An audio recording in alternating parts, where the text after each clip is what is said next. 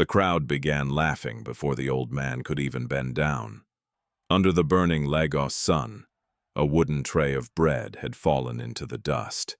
Dozens of loaves rolled across the pavement as an elderly vendor scrambled desperately to gather them. "Move, old man," a police officer barked, shoving him hard with a baton. People pulled out their phones. Some laughed. No one helped. Across the street, a black armored SUV had just stopped. From it stepped Anayo Chukwuka, one of the most powerful CEOs in Nigeria. He barely glanced at the scene until the old man lifted his face. Anayo froze. The world around him seemed to disappear. Same eyes, same scar above the brow, same face, and suddenly the powerful billionaire could barely breathe. Because if what he was seeing was true, then his entire life had been built on someone else's pain. Before we continue, tell me in the comments, what country are you watching from, and what time is it there right now? And if you enjoy powerful African stories about truth, justice, and unexpected destinies, don't forget to subscribe to the channel so you never miss the next chapter. The traffic on Awolowo Road moved slowly that afternoon, the kind of heavy Lagos traffic that seemed to crawl under the weight of heat horns and impatience. Engines idled. Hawkers walked between cars holding bottled water, phone chargers, roasted corn, and cheap sunglasses. But on the sidewalk, a different kind of noise had gathered. Laughter. The old bread seller was still on his knees when Anayo Chukwuka stepped off the curb. The elderly man's wooden tray lay overturned beside him. Fresh loaves, round golden, still dusted lightly with flour, were scattered across the dusty pavement. Some had been stepped on. One had rolled into the gutter. The police officer standing above him looked irritated rather than guilty. "I told you people not to block the walkway," the officer barked, raising his baton again. "You vendors think the city belongs to you." The old man raised his hands weakly. "Please, officer," he said softly, his voice worn with age. "I was only resting my legs. I meant no trouble." A few people in the small crowd snickered. Phones were already out recording. Then the baton came down again, this time striking the wooden tray, splitting one of the loaves clean in half. That was the moment Anayo spoke. "That's enough." His voice was calm, but it carried. The officer turned sharply, annoyed at first, until he noticed the man approaching. Tall, impeccably dressed. Dark tailored suit, despite the heat. And behind him the black armored SUV with two silent security men already stepping out. Recognition flickered across the officer's face. "Sir, I didn't realize you don't need to realize anything," Anayo said quietly. He walked closer, his eyes never leaving the old man's face. Up close, the resemblance struck him even harder. The same deep-set eyes, the same sharp cheekbones, even the faint scar above the right eyebrow. It was impossible. And yet it was right there. The old man looked up slowly, confusion clouding his tired gaze. For a brief second, the two men simply stared at one another. Something unspoken passed between them. Anayo felt it like a sudden crack inside his chest. The officer cleared his throat awkwardly. "He was blocking the walkway, sir," he said quickly. "We've had complaints about illegal vendors." Without looking away from the old man, Anayo reached into his pocket and pulled out a wallet. "How much is the fine?" he asked. The officer hesitated. 2,000 naira. Anayo handed him a crisp note worth far more. "Take it," he said, "and leave him alone." The officer accepted the money with stiff gratitude, clearly eager to end the situation. Within seconds, he stepped away, muttering something to the crowd, before disappearing down the sidewalk. The spectators slowly began to lose interest. Phones lowered, laughter faded. One by one, they drifted away. Soon, only Anayo, the old man, and the scattered bread remained. For a moment, neither of them spoke. Then Anayo crouched down. He began picking up the loaves. The old man blinked in surprise. "Sir, please, you don't need to do that." But Anayo ignored him. He dusted the bread gently, before placing each loaf back onto the cracked wooden tray.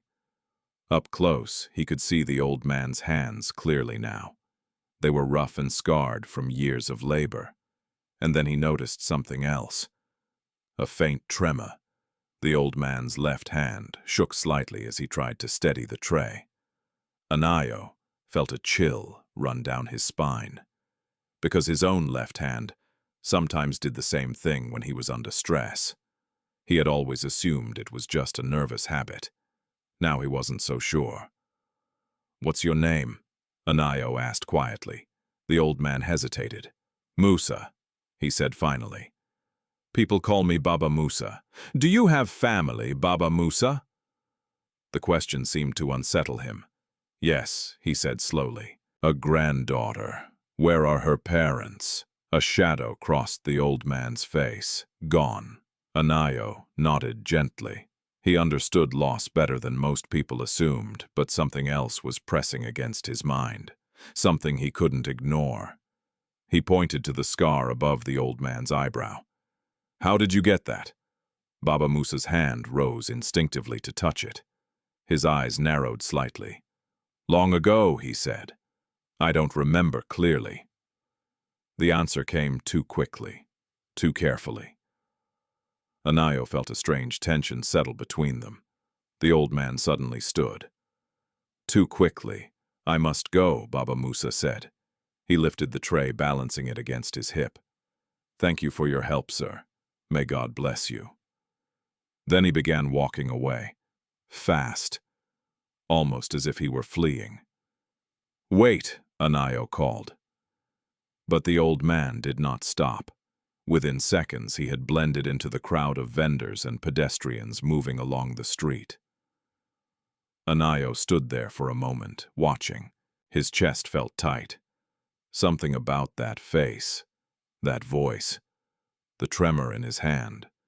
It was too much coincidence. Then he noticed something lying on the ground near where Baba Musa had been kneeling. A small cloth pouch, probably dropped when the tray fell. Anayo bent and picked it up. It was old, the fabric faded and patched many times. Inside, something flat shifted slightly. Curious, he loosened the knot and reached inside. His fingers touched paper. He pulled it out. A photograph. The edges were worn and yellowed with time. The image itself was faded but still clear enough to see. It showed a young woman sitting on a wooden bed in what looked like a small clinic room. She was smiling weakly. In her arms were two newborn babies wrapped in identical cloth blankets. Twins. Anayo felt the world tilt slightly. One of the babies had a small mark above the eyebrow, the exact same place where his own scar rested, the exact same place as Baba Musa's. For several seconds he couldn't move. The traffic noise of Lagos returned slowly around him. Car horns, street vendors shouting, distant music from a bus radio. But all of it felt far away. His mind was locked on the photograph. Two babies, one face he knew all his life, and another face that had just been selling bread in the street. Anayo slowly turned the photo over. There was handwriting on the back, faded, almost unreadable. But one word was still clear. A name, Ngozi. Anayo's grip tightened around the photograph. Somewhere deep in his memory, the name stirred something old and forgotten, something buried long ago. And suddenly the powerful CEO of Chukwuka Global Holdings felt a quiet, terrifying thought rising inside him. What if the life he had been living was never meant to be his? By the time Anayo Chukwuka's SUV pulled into the underground garage of Chukwuka Global Holdings, the photograph still hadn't left his hand. The vehicle rolled smoothly into its reserved space beneath the towering glass headquarters in Victoria Island. Security guards straightened as soon as they saw the CEO step out. "Good afternoon, sir." Anayo nodded absently. Normally, he would walk through the lobby with the calm authority everyone in the company admired. Employees often described him as a man who never seemed shaken by anything. Market crashes, political pressure, billion-dollar negotiations. But today, something inside him had shifted. He kept seeing the same face, the old bread seller kneeling in the dust, the same eyes, the same scar, and now the photograph. 2 babies, twins. He stepped into the elevator alone. As the doors closed, the quiet hum of the lift felt strangely loud. Anayo looked down again at the worn photograph. The young woman in the picture looked tired but proud, her arms wrapped protectively around the babies. Even though the image was faded, something about her expression carried a quiet strength. He studied her face carefully. It stirred no clear memory, but the name on the back of the photograph did. Ngozi.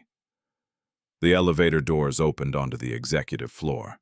Sir Anayo looked up.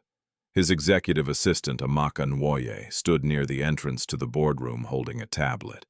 She was one of the few people in the company who could read his moods without him saying a word. A sharp-minded woman in her early 30s, Amaka had worked beside him for 5 years and knew his routines almost better than he did. "Everyone is waiting in the boardroom," she said. The investors from Johannesburg arrived early. Anayo slipped the photograph back into his pocket. "I'll be there in a moment." Amaka hesitated. Her eyes studied his face carefully. "Are you all right, sir?" He gave a small nod. "Just traffic." But as he stepped into the boardroom a minute later, Anayo realized something unusual. For the first time in years, he couldn't focus. The long polished table was filled with executives, financial advisors, and international investors. Screens along the walls displayed market projections and merger documents. Normally, this environment felt like home to him. Numbers, strategy, control. But today, the presentation slides blurred slightly in his vision, which brings the projected growth to nearly 14% by the fourth quarter, one of the directors was saying. Everyone turned to Anayo. They were waiting for his approval. He blinked. "Continue," he said quietly. The meeting moved forward, but his thoughts kept drifting. Back to the street, back to Baba Musa, back to that scar. Almost unconsciously, Anayo rubbed the faint scar above his own eyebrow. He had carried it his entire life. At least, that was what he had always believed. An hour later, the meeting ended successfully. Applause echoed lightly around the room as investors stood and shook hands. "Excellent leadership as always, Mr. Chukwuka. Congratulations on the merger negotiations." Anayo accepted the compliments politely, but his mind was elsewhere. When the room finally emptied, Amaka approached him. "You were quiet today," she said. Anayo leaned back slightly in his chair. "Amaka," he said after a pause, "I want you to look into something for me." Her expression immediately sharpened. "What kind of investigation?" He reached into his pocket and handed her the photograph. Amaka examined it carefully. "A hospital picture," she said slowly. "2 newborns." "Yes. Are they related to you?" Anayo hesitated. "I'm not sure." That answer surprised her. Anayo rarely dealt in uncertainty. "What do you need me to find?" she asked. "There was an elderly bread seller in Ikoyi this afternoon," Anayo said. "People called him Baba Musa." Amaka raised an eyebrow. "You want background information on a street vendor?" "Yes." She turned the photograph over, reading the faded name. "Ngozi." Anayo nodded slowly. "See if you can find any hospital records connected to that name. About 38 years ago." Amaka studied him again, this time with more concern. "Is this connected to your adoption?" The word hung in the air. Adoption. Anayo rarely spoke about it. Most people in Lagos knew the story only vaguely. As a baby, he had been taken in by the wealthy Chukwuka family after a tragic hospital fire destroyed several maternity records. At least, that was the version everyone knew, including him. "Just look into it," he said quietly. Amaka nodded. "I'll start immediately." After she left, Anayo remained seated in the silent boardroom.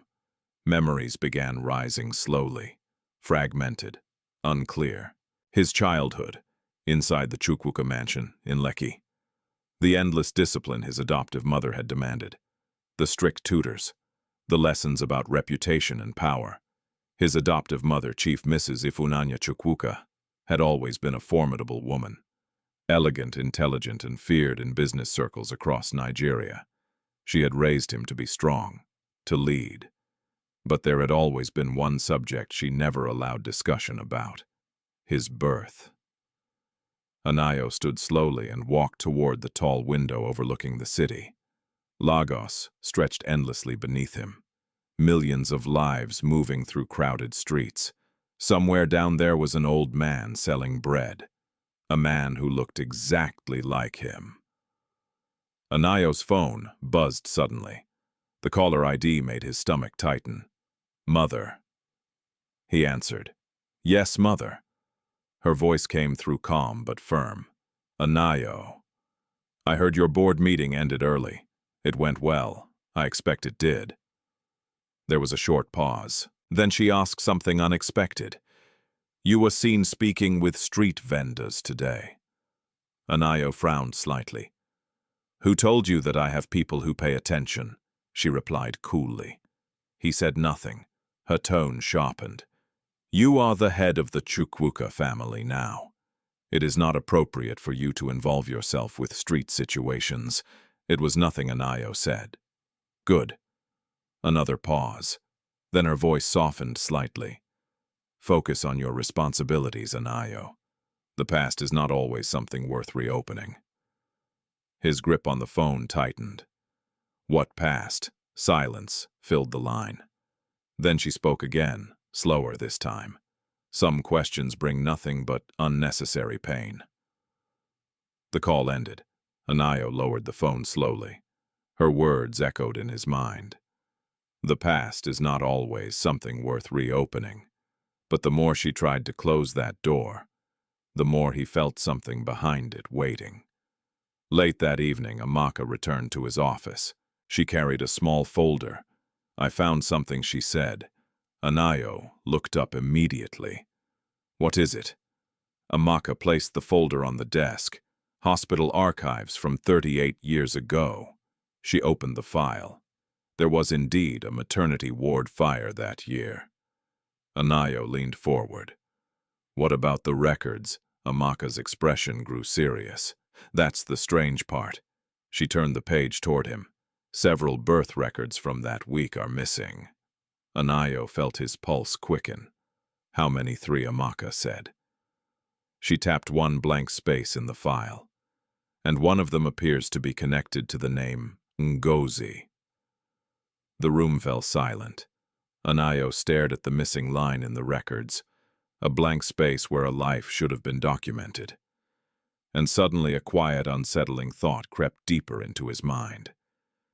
If one baby had disappeared in that fire, then where had the other one gone? Before the sun rose over Lagos, Baba Musa was already awake. The room where he slept was small and poorly ventilated, a single narrow window allowing a thin strip of gray morning light to enter. The air smelled faintly of flour and charcoal. It was not really a house, just two cramped rooms built from old cement blocks behind a mechanic workshop in Ajagunle. But to Baba Musa, it was home. He sat slowly on the edge of his thin mattress and rubbed his tired eyes. His bones ached from the beating he had received the previous afternoon, though he had not told anyone about it. Pain was something he had learned to live with long ago. From the other side of the room came a soft cough. Baba Musa turned his head. His granddaughter Zainab was curled beneath a faded blanket on a small wooden bed. Her breathing sounded slightly strained. That worried him more than anything. He stood and walked quietly to her bedside. Her forehead was warm. Too warm. Zainab stirred slightly and opened her eyes. "Grandfather." "I'm here," he said gently. She tried to smile. "Did you sell all the bread yesterday?" Baba Musa hesitated. Yes, he said softly. It was a lie. But he had grown used to telling small lies like that. Children should not carry the weight of adult problems. Zainab nodded sleepily and closed her eyes again. Baba Musa stood there for a moment, watching her breathe. The doctor at the clinic had warned him 2 weeks ago. Her illness required proper medication. Without it, her condition could worsen quickly. The medicine cost far more than Baba Musa usually earned in several days. But he refused to give up. Not on her. He moved to the small charcoal stove in the corner of the room. Soon the familiar rhythm of his mornings began. Mixing flour, kneading dough, lighting the stove. The smell of fresh bread slowly filled the room. Baking bread was the one skill Baba Musa trusted completely. He had learned it decades earlier, while working in a roadside bakery. Back then his life had been different, less lonely, less haunted. He pushed the memory away. When the first tray of bread finished baking, he wrapped the loaves carefully in cloth and placed them into the worn wooden tray he carried every day. By the time the sun finally climbed over the roofs of Ajegunle, Baba Musa was already walking toward the main road. Lagos was waking up. Danfo buses roared through traffic. Motorcycles weaved between cars. Street vendors arranged their goods along the sidewalks. Baba Musa found his usual place near a busy intersection. It wasn't the best location, but it was the one he had been allowed to keep. Mostly because of Mama Nkechi.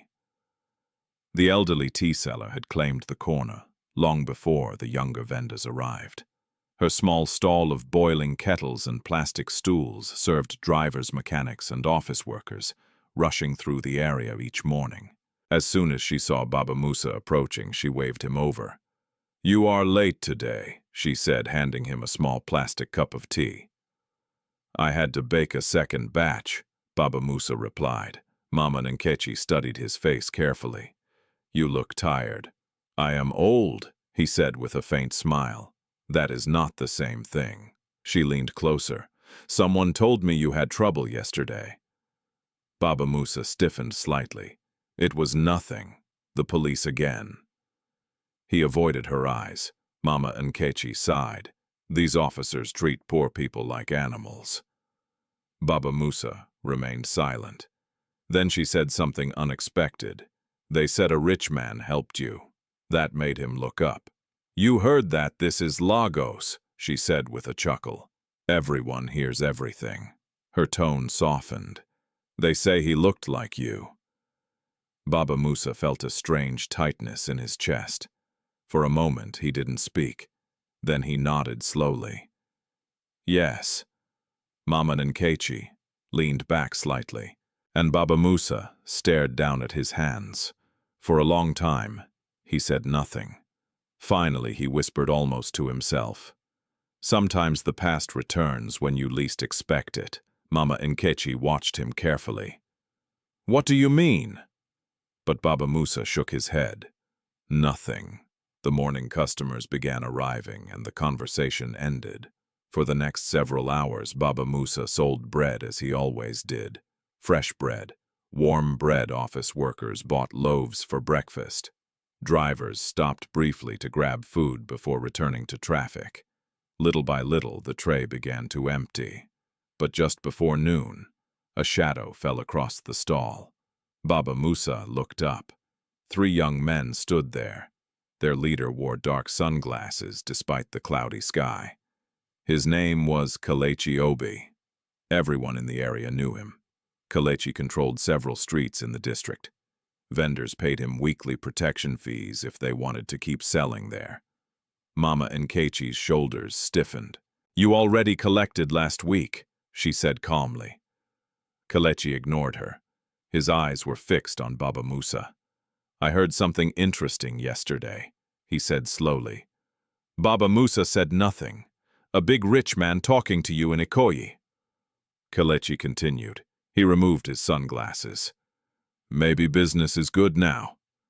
Baba Musa felt the tension rising. "I was only selling bread," he said quietly. Kelechi laughed. Then you won't mind contributing a little extra today. One of his men reached for the small metal tin where Baba Musa kept his earnings. Baba Musa reacted instinctively. No! The word came out louder than he intended. The men froze. Kelechi's smile disappeared. What did you say? That money is for my granddaughter's medicine, Baba Musa said. For a moment, Kelechi simply stared at him. Then he shrugged. That's unfortunate. His man grabbed the tin and dumped the contents into his pocket. Several small notes and coins disappeared instantly. Mama Nkechi stepped forward. This is wrong, Kelechi. He turned toward her slowly. You want to join him? She said nothing more. The three men walked away, laughing. When they were gone, Baba Musa sat down heavily on the stool. The tray of bread still rested beside him. But his money was gone. Mama Nkechi placed a hand gently on his shoulder. I'm sorry. Baba Musa nodded weakly. Across the street, traffic continued moving. People hurried past without noticing the small tragedy that had just taken place. After a few minutes, Baba Musa stood.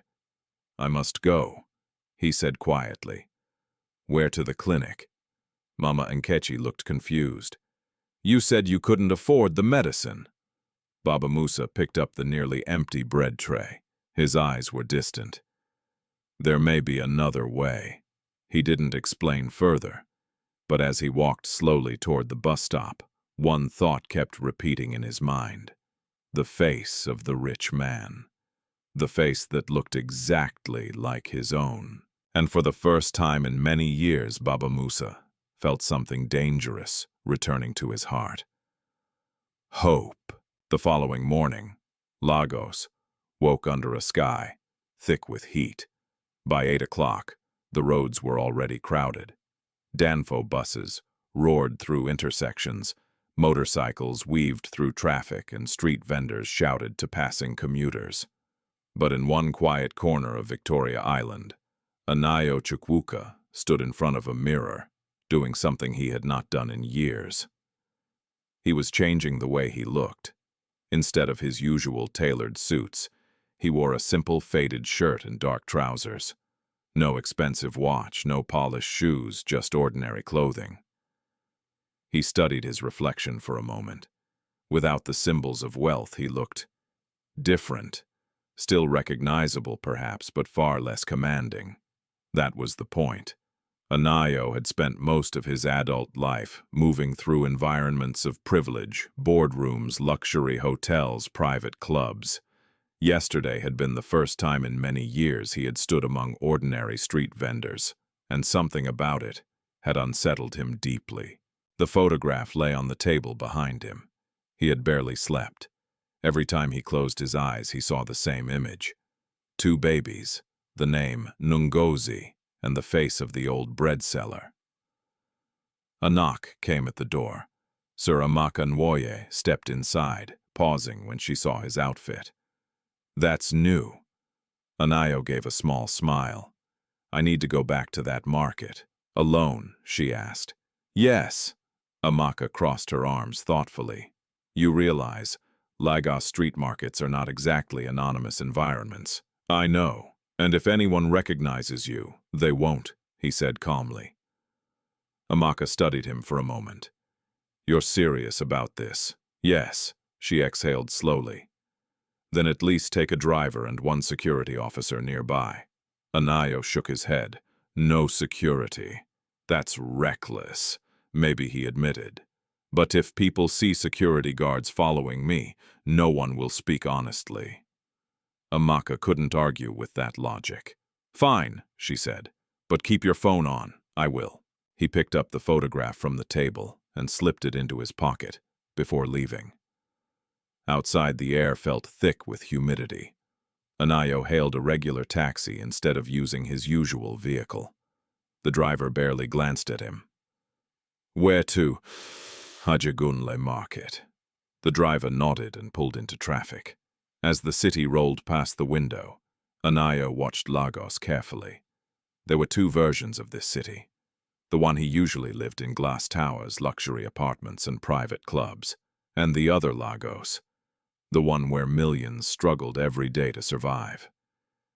Today, he was entering that second world. When the taxi finally stopped near the market district, the noise hit him immediately. Vendors calling out prices, engines rumbling, music blasting from small speakers. Anayo stepped out and paid the driver. For a moment, he simply stood there observing. Rows of small stalls stretched along the road. Fruit sellers, mechanics, women frying bean cakes over open fires, and somewhere among them, Baba Musa. Anayo began walking slowly through the market. The smell of roasted corn engine oil and fresh bread filled the air. He noticed something quickly. People looked at him, not with suspicion but with curiosity. A well-built man with calm eyes and quiet confidence still stood out even in ordinary clothes. Finally, he saw a small tea stall with plastic stools arranged around a wooden table. Behind it stood an elderly woman pouring hot tea into plastic cups, Mama Nkechi. He recognized her immediately from yesterday. She noticed him too. Her eyes narrowed slightly. "You are not a customer I have seen before," she said cautiously. Anayo sat down. "One tea, please." She poured it slowly, studying him as she worked. "Where are you from?" she asked. "Lagos," he replied. "That is not an answer." He smiled faintly. "You're observant. I have been selling tea on this street for 20 years, she said. "I notice things." She placed the cup in front of him. "You are looking for someone." Anayo lifted the tea slowly. "Yes, the bread seller." Her eyes sharpened. "You know him, only briefly." Mama Nkechi crossed her arms. "You're the rich man from yesterday." Anayo froze slightly. "Was it that obvious?" She chuckled. "You may dress like an ordinary man, but you don't walk like one." He nodded slowly. "That's fair." Mama Nkechi leaned closer. "What do you want with Baba Musa?" The question carried suspicion. Anayo reached into his pocket and carefully placed the photograph on the table. Her expression changed instantly. She picked it up slowly. "Where did you get this?" "He dropped it yesterday." Mama Nkechi studied the picture carefully. "I've seen this before," she murmured. "You have, yes." She pointed to the woman holding the babies. "Baba Musa keeps this with him all the time. Do you know who she is?" Mama Nkechi shook her head. "He never told me, but I know the picture matters to him."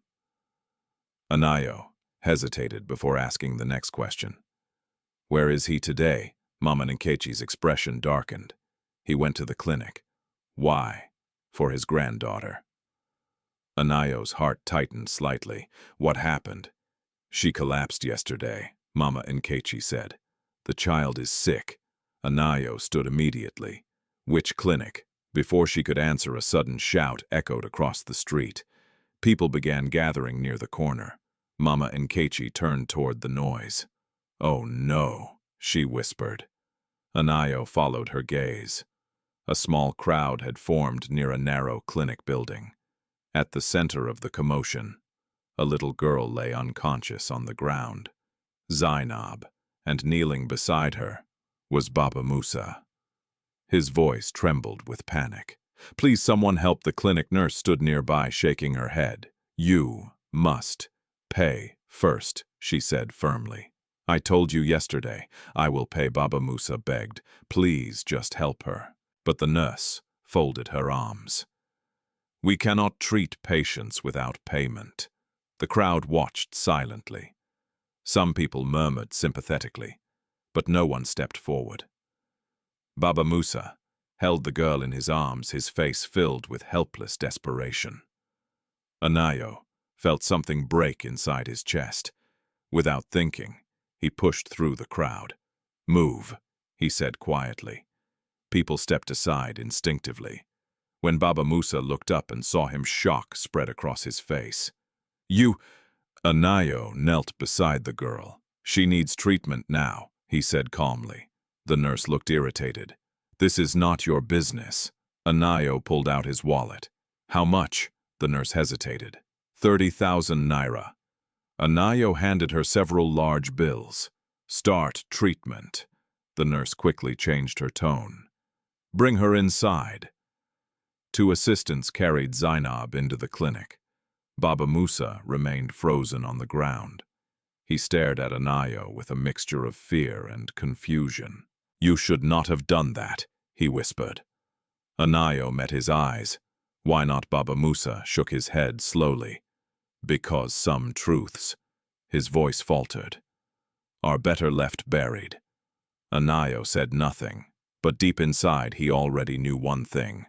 Whatever secret Baba Musa was hiding, it was now impossible to ignore. The clinic smelled strongly of disinfectant and humidity. Inside, the narrow hallway was crowded with patients sitting on plastic chairs, women holding crying babies, an elderly man with a bandaged foot, and a young mechanic clutching his arm in pain. It was the kind of place most wealthy people in Lagos never entered, but Anayo Chukwuka stood quietly among them. Through the open door of the examination room, he could see the small figure of Zainab, lying on a metal bed. Her breathing was shallow. A nurse adjusted a small oxygen mask over her nose while another prepared an injection.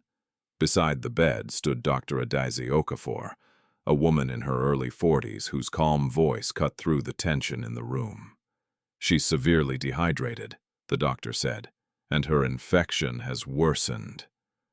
Baba Musa stood near the doorway, gripping the frame so tightly, his knuckles had turned pale. "Will she be all right?" he asked weakly. Dr. Adais glanced at him. "She came very close to collapse. If you had waited longer, we might have lost her." The words struck Baba Musa like a physical blow. He lowered his head. "I tried to buy the medicine," he murmured. Anayo watched silently from the hallway. Something about the scene felt painfully familiar. The helplessness in Baba Musa's voice. The way the old man looked at the child, as though she were the only light left in his life. Anayo had seen that kind of love before. His own mother, his biological mother, wherever she had been, might have looked at him that same way once. A few minutes later, the nurse stepped out. "The injection is working," she said. "Her fever is starting to come down." Relief washed visibly across Baba Musa's face. He leaned against the wall as though his legs might give way. Anayo approached him quietly. "She's going to recover." Baba Musa nodded slowly. "Yes," but he did not look relieved. Instead, his eyes were fixed on the floor. "You should not be here," he said quietly. Anayo frowned slightly. "I paid for the treatment. That gives me some right to ask questions." Baba Musa lifted his head. "And what questions would those be?" Anayo studied him carefully. "Why do you look exactly like me?" The hallway fell silent. Even the distant noise of traffic outside seemed to fade. Baba Musa's eyes darkened. "That is coincidence," he said. "No," Anayo replied calmly. "It isn't." He pointed gently toward the old man's left hand. The faint tremor had returned. "It's the same condition I have," Anayo said. "Doctors told me it was hereditary." Baba Musa's hand slowly curled into a fist. "You should leave," he whispered. Anayo ignored the request. Instead, he reached into his pocket and removed the photograph. He held it up. The moment Baba Musa saw it, his face drained of color. "You found it." "Yes." The old man looked away. "That picture does not concern you. It concerns me very much." Anayo turned the photograph so the faded handwriting on the back was visible. "Ngozi." The name seemed to echo in the hallway. Baba Musa's shoulders stiffened. "Who was she?" Anayo asked quietly. For a long time the old man said nothing. His breathing grew slower, more controlled. Finally he whispered, "Someone who suffered greatly." "Was she your wife?" Your sister Baba Musa shook his head, but he still would not meet Anayo's eyes. Then who? The old man closed his eyes briefly. The silence stretched. Then from inside the examination room, Zainab's small voice called weakly. Grandfather Baba Musa turned immediately. He rushed inside the room. Anayo remained in the hallway. Through the open door, he watched the old man take the girl's hand gently. "I'm here," Baba Musa said softly. Her eyes opened slowly. "Did we lose the bread again?" she asked faintly. Baba Musa smiled through the exhaustion on his face. "No, my child. Today was a good day." Dr. Adais finished checking the girl's pulse before stepping into the hallway. "You're the one who paid for her treatment," she said to Anayo. "Yes." The doctor studied him carefully. "You're not related to them?" "No." "Then why help?" Anayo hesitated. "I suppose I wanted to." Dr. Adais nodded slowly. "There are not many people left who would do that." Anayo glanced toward Baba Musa inside the room. "How long has the girl been sick?" "Months, and he's been paying for treatment alone." The doctor sighed. "As much as he can." Anayo looked thoughtful. "Does he have family?" "None that I know of," she said. Then she lowered her voice slightly. "But there is something strange about him." Anayo's attention sharpened.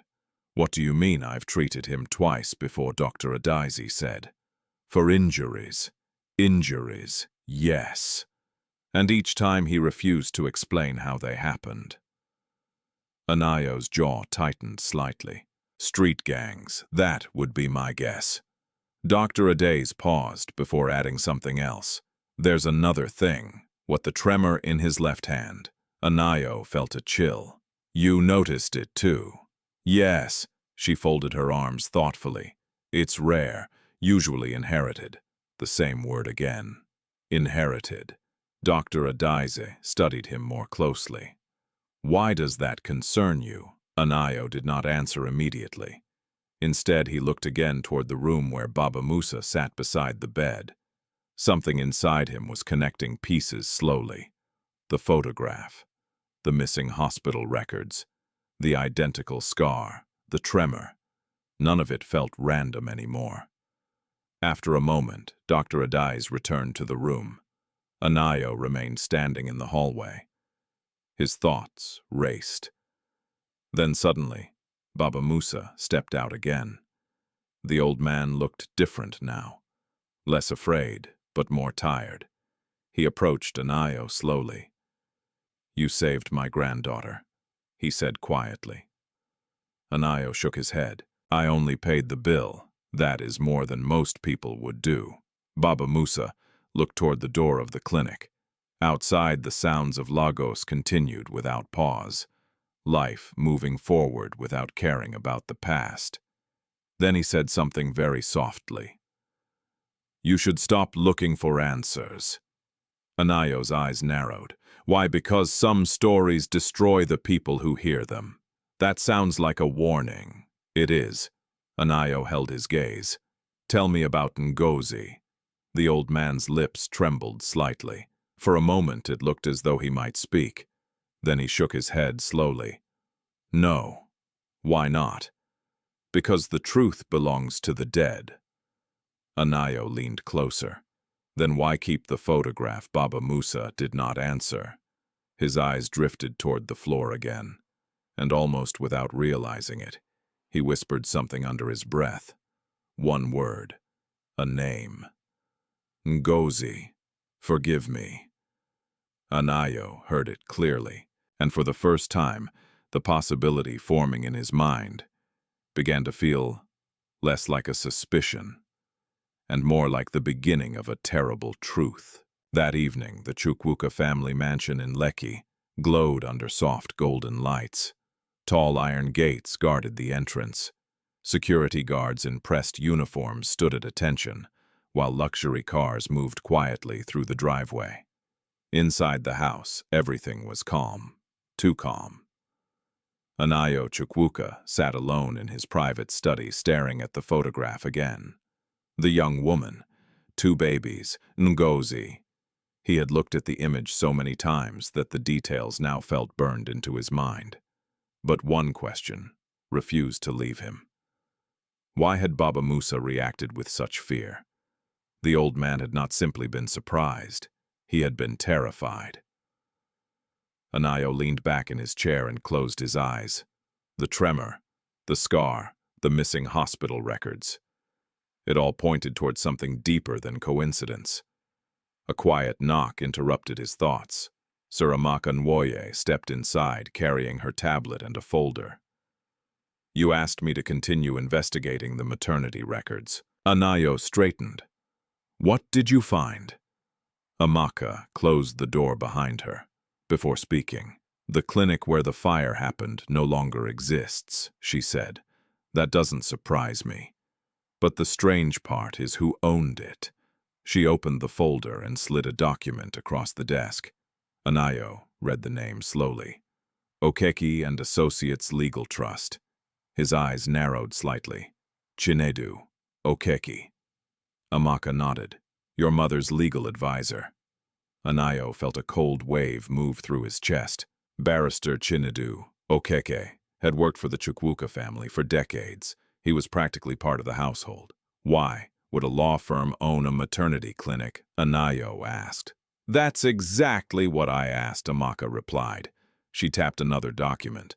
"And then I found this." It was an old financial report. Payments, large ones, transferred from the Chukwuka Family Foundation to the clinic 38 years ago. Anayo's grip tightened slightly on the paper. "That was the year I was adopted." "Yes." Silence settled in the room. Amaka studied his expression carefully. "Do you think the adoption was arranged through that clinic?" Anayo didn't answer immediately. His mind was moving quickly now, connecting threads. "This is still speculation," he said finally. "But it's not random." "No." Amaka hesitated before asking something difficult. "Have you spoken to your mother?" Anayo sighed quietly. "She called earlier, and she told me not to dig into the past." Amaka raised an eyebrow. "That's not exactly reassuring." "No," Anayo agreed. "It's not." Just then, his phone buzzed again on the desk. The caller ID appeared. "Mother," Amaka noticed. "Should I leave?" No, Anayo said. He answered the call. "Yes, Mother." Her voice came through calm but sharp. "Anayo, I hear you've been asking questions." His eyes flicked briefly toward Amaka. "I've been reviewing some old documents. That is not necessary." "I disagree." There was a pause on the line. When Mrs. Ifunanya Chukwuka spoke again, her tone carried a quiet authority. "You have responsibilities now. The merger with the Johannesburg investors will determine the future of this company. I know. Then focus on that." Anayo leaned forward slightly. "Mother, who was Ngozi?" The silence that followed was longer than before. When she finally spoke, her voice had changed. "Where did you hear that name? Answer the question. You are stepping into matters you do not understand." "I would like to understand." Her response came colder. "Some people from the past should remain forgotten." "Was she my mother?" The words hung in the air. Amaka's eyes widened slightly. On the phone, Mrs. Chukwuka did not respond. Instead, she said something else. "Barrister Okeke will visit you tomorrow." "That's not necessary." "It is." Then the line went dead. Anayo slowly lowered the phone. Amaka spoke first. That sounded like a warning. "Yes. And the fact that she sent Okeke means they're worried." Anayo finished quietly. He stood and walked toward the large window overlooking the Lagos skyline. Night had fallen. Thousands of lights glittered across the city. Somewhere among them, Baba Musa and Zainab were probably sitting in their small room, unaware of the storm gathering around them. Anayo turned back toward the desk. "Amaka, I want you to find everything connected to that clinic. That could take days. Then start now. She nodded. I'll dig through property records and medical archives. Before she left, she paused. Be careful, she said quietly.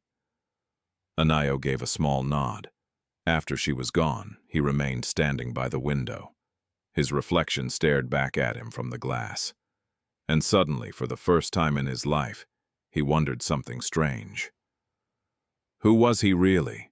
Not the CEO, not the heir of the Chukwuka family, but the person who had once been that tiny baby in the photograph. Meanwhile, across the city in Ajagunle, Baba Musa sat outside the clinic waiting room. Zainab was still resting inside.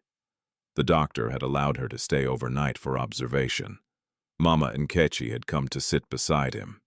You look like a man carrying the weight of the world, she said gently. Baba Musa sighed. Perhaps I am. She glanced at him sideways. That rich man again. Yes, you know him. Baba Musa shook his head slowly. No. But Mama Nkechi noticed something in his eyes. Fear, and something else. Regret. What happened to the woman in the photograph, she asked quietly. The old man's face hardened. Her name was Ngozi. And Baba Musa looked toward the dark street. Cars passed under flickering streetlights. For a moment it seemed as though he might speak, but instead he whispered something barely audible. She died believing her child was lost forever. Mama Nkechi frowned. Her child, Baba Musa, closed his eyes. Yes. Then he added something that made her heart sink. And if the truth comes out now, many powerful people will fall. Mama Nkechi stared at him. What truth? But Baba Musa only shook his head slowly, because deep down he already knew something terrifying. The past was no longer buried, and the moment Anayo Chukwuka stepped into that market, the secret that had been hidden for nearly 40 years had begun to rise back to the surface. The rain began shortly after midnight. In Lagos, rain never arrived quietly. It came with sudden wind-dark clouds rolling across the sky, and thunder that seemed to shake the roofs of the city. Within minutes, the narrow streets of Ajagunle were glistening under heavy sheets of water. Outside the small clinic, the storm washed away the dust of the day. Inside the hallway, lights flickered softly. Baba Musa sat on a plastic chair beside Zainab's hospital bed, his hands folded together in silent prayer. The girl slept more peacefully now, her fever slowly breaking under the doctor's treatment. Dr. Adaisi had reassured him earlier. She will recover, she had said. But Baba Musa's heart was not at peace. Not tonight, because the past had begun to move again. He could feel it. For years he had lived quietly, selling bread, keeping his head down, protecting the one small piece of family he still had left. Zainab. But the moment Anayo Chukwuka had stepped into that street yesterday, everything had changed. Baba Musa looked at his trembling hands. The tremor had grown worse lately. He had always blamed it on age, but deep down he knew better. It ran in the blood, just like the scar above his eyebrow, just like the man who now carried the name Chukwuka. Thunder rumbled outside the building. Baba Musa rose quietly and stepped into the hallway. The clinic was almost empty now. Only a few nurses moved between rooms. He walked slowly toward the entrance. The rain fell heavily outside the glass door. For a moment he simply stood there, watching the water flood along the street. Then he noticed something that made his chest tighten. 3 men were standing under the awning across the road. Even through the rain, Baba Musa recognized them immediately. Kelechi Obi's men. They were watching the clinic. Waiting.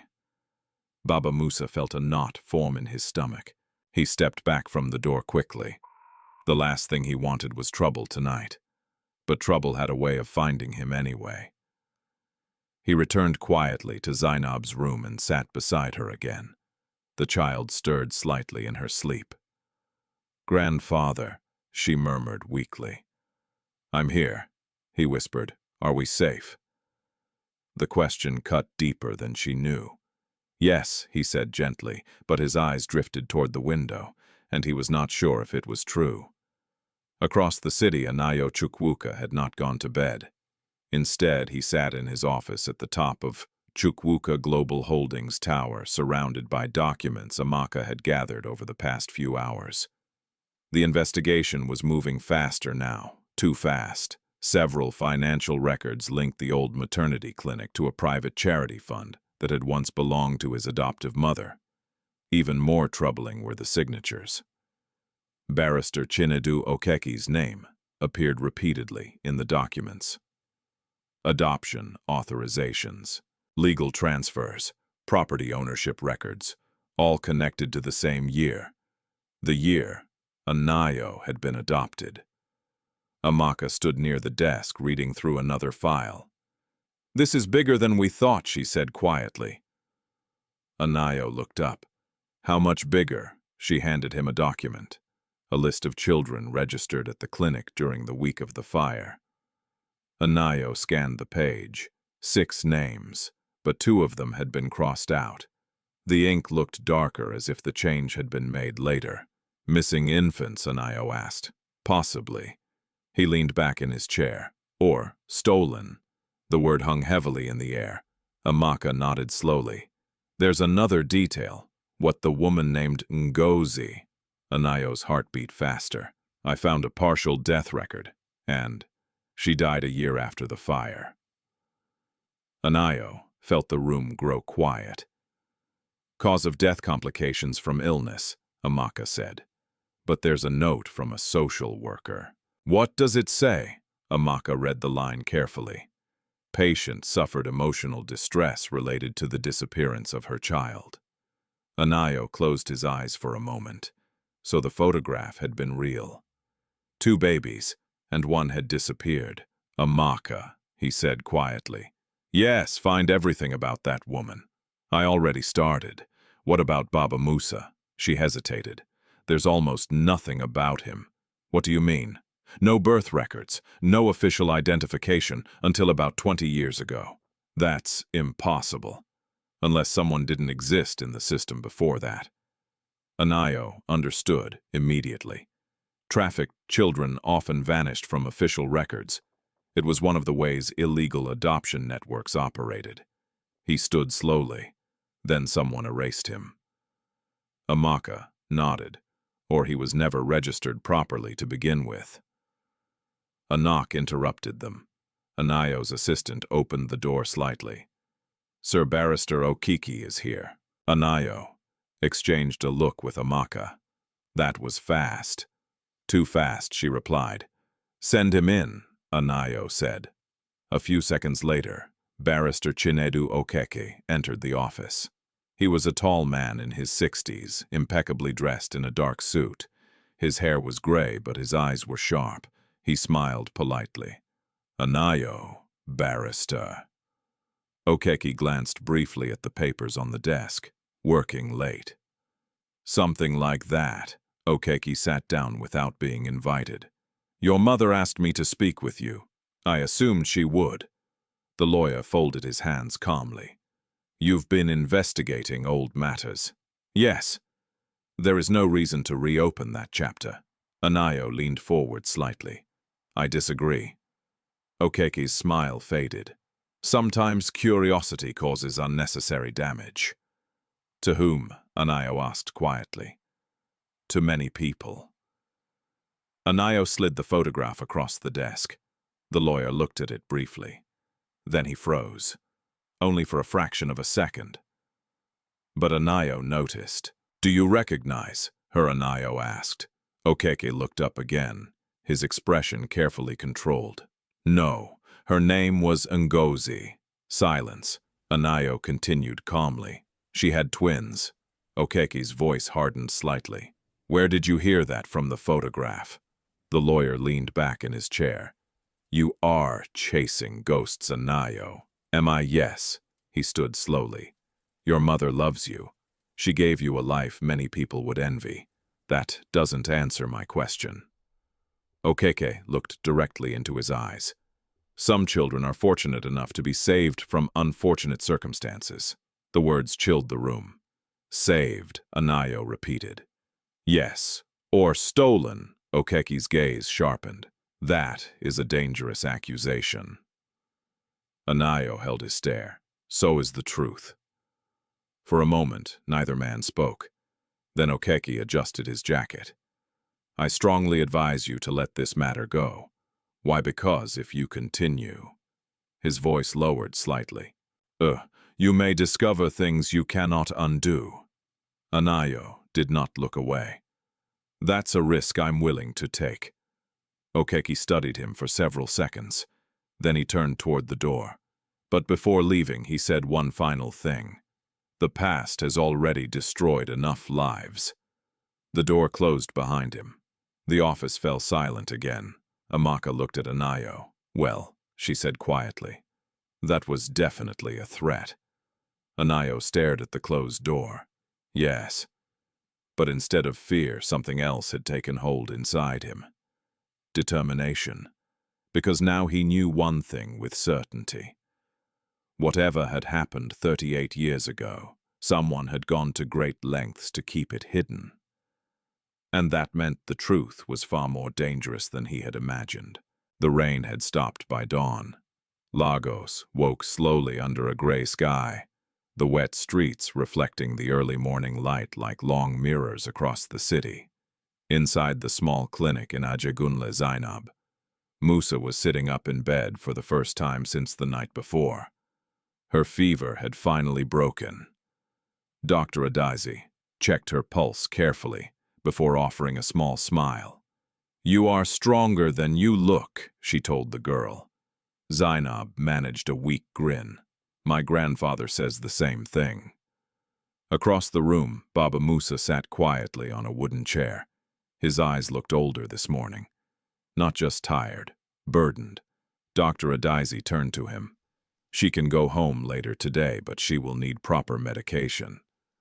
Baba Musa nodded slowly. I understand. The doctor hesitated. You should also consider bringing her back for regular checkups. He gave a faint smile. If God allows it. Dr. Adaze didn't argue. She had worked long enough in Lagos to understand what that phrase often meant. After she left, Baba Musa helped Zainab drink some water. The girl studied his face carefully. Grandfather, yes. You look worried. He tried to smile again. I am only thinking about bread. Zainab giggled softly. You always think about bread. But Baba Musa's mind was far away. Because outside the clinic, 3 men were still waiting. He had seen them again through the window that morning. Kelechi Obi's men, watching, waiting. They knew something had changed. And they were curious. Curiosity in men like Kelechi was dangerous. Very dangerous.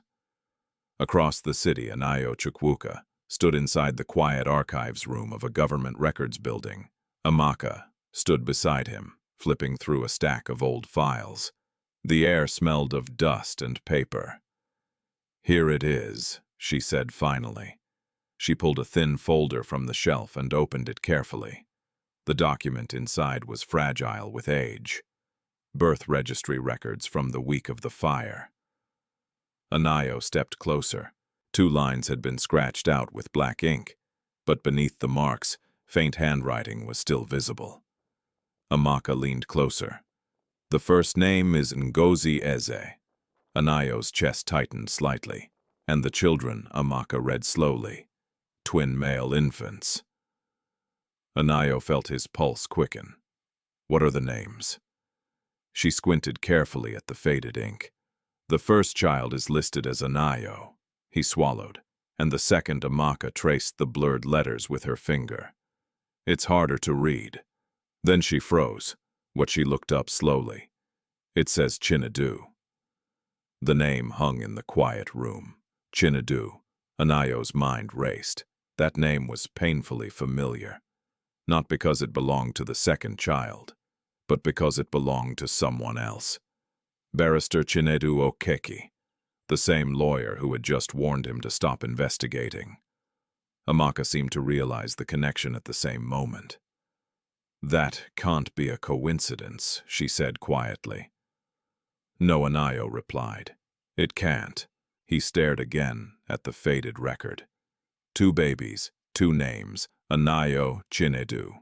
But somewhere along the way, that second name had vanished, and the man now carrying it had become one of the most powerful lawyers in the country. Something is very wrong here, Amaka said. Anayo nodded slowly. Yes. Then a darker thought crossed his mind. What if the names were switched? Amaka looked at him sharply. You mean? What if the baby who disappeared wasn't the one we think? The silence that followed was heavy. If that theory was true, then the entire story might be even more complicated than they imagined. Anayo carefully closed the file. Make copies of everything he said. Amaka nodded. Already done. They left the archives building a few minutes later. Outside, Lagos traffic roared past like a restless river. Anayo stood for a moment on the sidewalk staring across the busy street. Somewhere in this city was Baba Musa, a man who might hold the missing piece of the puzzle. Where are you going now? Amaka asked. To see him. Again. Yes. Amaka studied his expression. You're certain about this? I have to be. But if Okeke is involved, all the more reason to keep digging, she sighed softly. Just be careful. Anayo nodded. I will. Meanwhile, Baba Musa and Zainab were leaving the clinic. The little girl held his hand as they stepped carefully onto the wet sidewalk. Can we buy bread on the way home? She asked. Baba Musa chuckled softly. Bread, yes. You eat my bread every day, but today I want the sweet one. He smiled faintly. We will see. But as they walked down the street, Baba Musa felt a strange unease growing inside him. The street seemed too quiet, too watchful. Then a car engine started nearby. He turned his head slowly. A dark sedan rolled toward them. It stopped a few meters away. The back door opened. Kelechi Obi stepped out. His sunglasses hid his eyes, but his smile was cold. Well, well, he said. The old man survived the night. Baba Musa stepped slightly in front of Zainab. What do you want? Kelechi shrugged casually. I heard you made a powerful friend. That is none of your business. Oh, but it is. He leaned closer. People like you don't suddenly attract billionaires without a reason. Baba Musa's heart began to pound. Kelechi studied his face carefully. Then his gaze moved to Zainab. That rich man paid for your clinic bill, didn't he? Baba Musa said nothing. Kelechi laughed softly. I knew it. He turned to his men. Looks like our bread seller has secrets. Zainab clutched her grandfather's arm nervously. Grandfather. It's all right, Baba Musa whispered. But he knew it wasn't, because men like Kelechi didn't ask questions out of curiosity. They asked them because they smelled opportunity, and opportunity often led to violence. Kelechi leaned closer again. Tell me something, Baba Musa. His voice dropped lower. Why does that rich CEO look exactly like you? Baba Musa felt the world narrow around him. For a moment he could not breathe. Because if Kelechi had noticed, then others soon would too. And once powerful people began asking questions, the secret that had been buried for nearly 40 years would finally explode into the open. The morning sun had begun to push through the gray clouds when the confrontation on the street grew tense. Baba Musa stood still, shielding Zainab slightly behind him, as Kelechi Obi and his men watched them with growing curiosity. The street was already filling with the noise of Lagos traffic. Buses rattled past, vendors shouted prices, motorcycles cut sharply through narrow spaces between cars. But around Baba Musa and Kelechi, the air felt strangely heavy. Kelechi tilted his head slightly. You didn't answer my question, he said.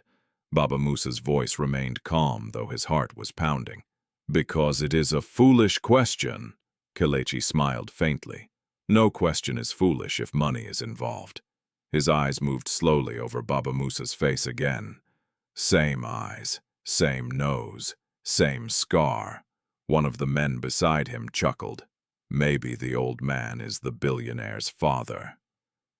The men laughed, but Baba Musa did not. That man and I are strangers, he said firmly. Kelechi stepped closer. Are you sure? Before Baba Musa could reply, a car horn sounded behind them. A black SUV pulled to the curb nearby. The door opened. Anayo Chukwuka stepped out. The timing could not have been worse. For a brief moment, the street went silent. Even Kelechi seemed surprised. Well, he said slowly, speak of the devil. Anayo walked calmly toward them. His expression remained composed, but his eyes quickly took in the situation. Zainab's frightened face, Baba Musa's tense posture, Kelechi and his men. What's happening here? Anayo asked quietly. Kelechi grinned. Just a friendly conversation. Anayo stopped beside Baba Musa. That's not how it looks. Kelechi folded his arms. This is not your neighborhood, Mr. Chukwuka. Anayo met his gaze. Apparently, it is now. A few pedestrians had slowed to watch the scene. People in Lagos recognized power quickly, and the presence of a billionaire, CEO, in a street dispute drew attention immediately. Kelechi noticed the growing audience. He smiled again. You must really care about this old man. I care about people being harassed. Kelechi laughed. Harassed? This is business. Anayo said nothing, but the calm in his eyes unsettled the younger man slightly. Kelechi finally shrugged. Fine. He stepped back. But remember something, Mr. Chukwuka. His voice carried a subtle threat. People who come into neighborhoods like this sometimes discover things they weren't meant to see. Anayo held his gaze. Then perhaps those things deserve to be seen. Kelechi's smile faded. He motioned to his men. Let's go. The sedan pulled away a moment later, leaving the street buzzing with whispers. Anayo turned toward Baba Musa. You're all right. The old man nodded slowly. Yes, but his face had grown pale. Zainab tugged at his sleeve. Grandfather, can we go home? Yes, child. Anayo looked at them both. I'll drive you. Baba Musa shook his head quickly. That is not necessary. It's safer. I said no. The firmness in his voice surprised even Anayo. For a moment, the two men stared at each other again. Then Baba Musa sighed quietly. You must stop doing this. Doing what? Helping me. Why? Because the more you involve yourself, he hesitated, the more dangerous it becomes. For whom? Anayo asked. For everyone. Anayo glanced briefly in the direction where Kelechi's car had disappeared. You're afraid of him. I am afraid of what follows him. The answer puzzled Anayo, but before he could ask more, Zainab tugged his hand again. Grandfather, I'm tired. Baba Musa nodded gently. We should go. This time, Anayo didn't argue. He simply watched as the old man and the girl began walking slowly down the street. But something inside him refused to let the moment end that way. Baba Musa, he called. The old man stopped. Slowly, he turned. Anayo walked a few steps closer. I went to the archives this morning. The old man's expression tightened slightly.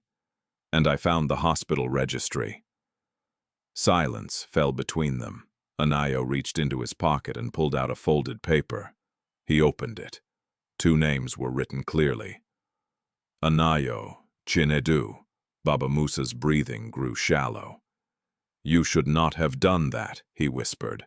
Then tell me the truth. I cannot. Why? Because it will destroy lives. Anayo's voice hardened slightly. Lives have already been destroyed. The old man closed his eyes briefly. Yes. When he opened them again, they were filled with something deeper than fear. Guilt. Listen to me, Baba Musa said quietly. There are powerful people behind what happened long ago. I know. Then you must stop. I won't. Baba Musa studied his face carefully. For the first time since they met, he seemed to truly see the man standing before him, not just a billionaire, not just a stranger, but someone whose life had been tied to his own since birth. You are stubborn, he said softly. I've been told that before. Baba Musa looked down at the paper in Anayo's hand. The two names, the names of two babies born nearly 4 decades earlier. For a long moment, he seemed to be fighting an internal battle. Finally, he spoke. The second name. His voice trembled slightly. Should never have existed. Anayo frowned. What do you mean? Baba Musa looked away toward the busy road. Because he knew what he was about to say could change everything. The night of the fire, he said slowly, 2 babies were taken from that clinic. Anayo felt his heart pounding. One of them. Baba Musa's voice dropped to almost a whisper. Was meant to disappear. Anayo stared at him. And the other. The old man finally looked back into his eyes, but before he could answer, a police siren suddenly wailed down the street. A patrol car pulled sharply to the curb. 2 officers stepped out.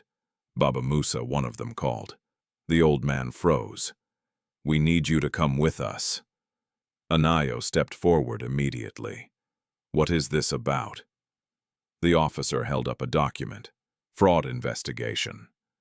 The accusation struck like a thunderclap. Zainab clutched her grandfather's arm. But he didn't do anything, she cried. The officer ignored her. Sir, please step into the vehicle. Anayo looked at Baba Musa. The old man's shoulders had slumped slightly, almost as if he had expected this. This is not coincidence, Anayo said quietly. No, Baba Musa replied. It isn't. The officers took his arm and guided him toward the car. Zainab began crying. Grandfather Baba Musa looked back at Anayo one last time, and with a heavy voice, he said something that made Anayo's chest tighten. The truth you're looking for, he paused, is buried deeper than you think. Then the police car door closed, and within seconds it was gone, leaving Anayo standing in the street with a frightened little girl beside him, and the feeling that someone had just moved the first piece in a much larger game. The police car disappeared into the chaotic Lagos traffic within seconds. For a moment, the street felt strangely empty.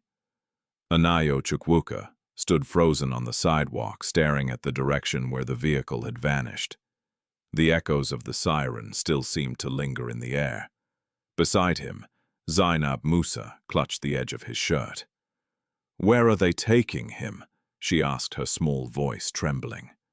Anayo forced himself to breathe slowly. I don't know yet.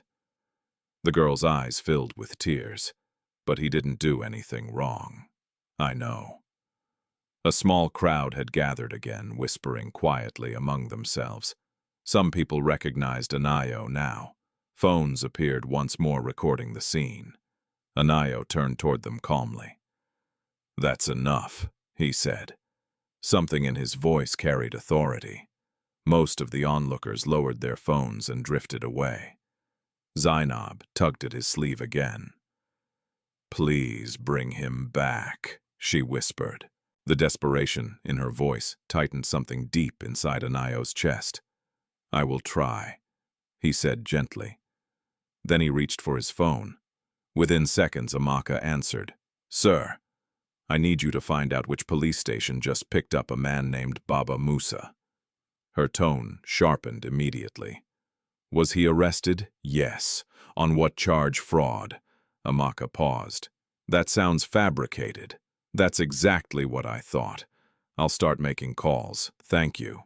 The call ended. Anayo knelt down slightly so he could look Zainab in the eyes. Where do you live? She sniffed. In Ajagunle, with your grandfather. Yes. Do you have anyone else?